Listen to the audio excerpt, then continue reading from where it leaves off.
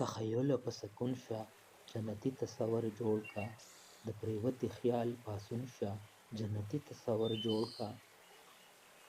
تخیله ته آغاز یې ستا خیالونه د ژوند جرړې تخیله ته آغاز یې ستا خیالونه د ژوند جرړې د ناسازو نه راستون شه جنتي تصور جوړ کا د انا د دیوال شاته د ژوند ډېرې نظارې دي د انا د دیوال شاته د ژوند ډېرې نظارې دي لږ له ځانه را بیرون شه جنتي تصور جوړ کا تخیله که پښتون یې شابه ځان راته ثابت کا تخیله که پښتون یې شابه ځان راته ثابت کا د ژوند دښته کې زرغون شه جنتي تصور جوړ کا ای خاموشه بندګاره ولې ګرځې ناقراره ای خاموشه بندګاره ولې ګرځې ناقراره په ګلګون کې پیوستون شه جنتي تصور جوړ کا په ګلګون کې پیوستون شه جنتي تصور جوړ کا د پښتو ادب درنو او خوږو اتلانو شاعرانو لیکوالانو او د پښتو ادب ټولو مینوالو ته د زړه له تله السلام علیکم ورحمت الله وبرکاتہ خوږو او درنو ملګرو فضل وهاب خاموش یم ستاسو په خدمت کې د خپلو کلامونو د یو نوي البم سره راغلی یم هیله لرم چې وخت به راکوئ او نظر به هم را سره خپل شریکوئ نو ملګرو صرف یو وړوکی غونته کې پیغام نو بیا د سره خپل کلامونه شریکوم څنګه چې مونږ او تاسو ته دا پته ده چې د انسان د ارادې ابتدا او د کار د هر یو زیار او مقصد ابتدا چې ده نو هغه خیال دی تخیل او د خیال نه مخکې تخیل دی یو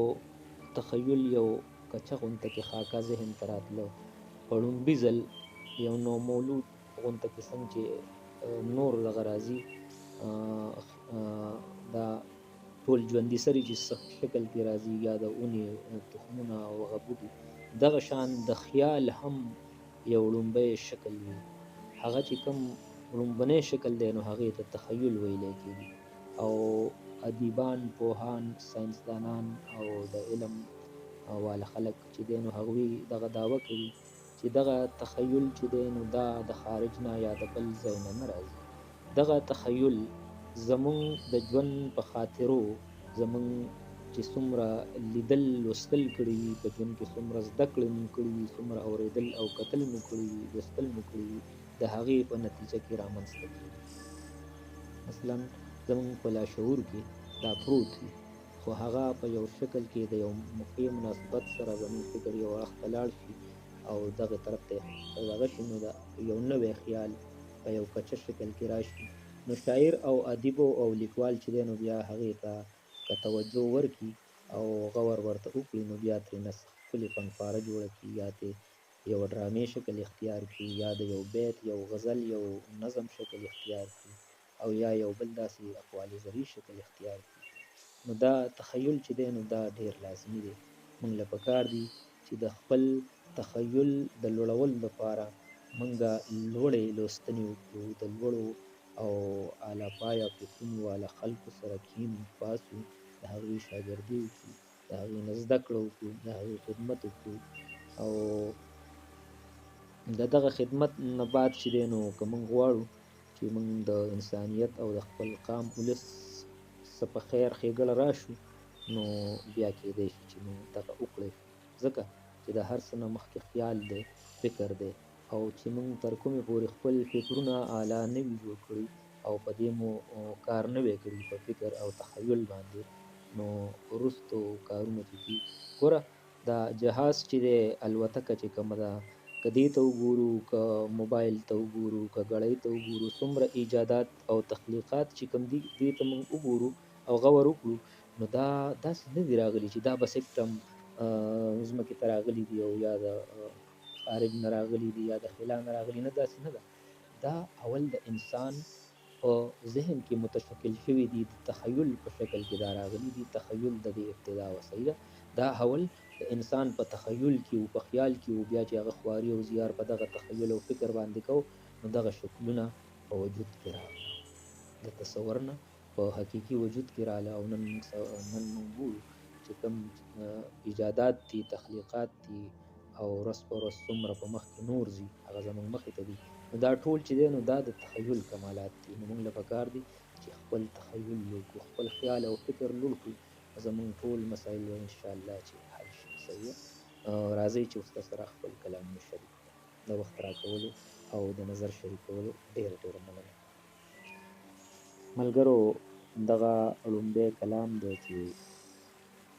هم سلام اخله هم سلام کوه که امن غواړې، ژوند په ارام او احترام کوه که امن غواړې.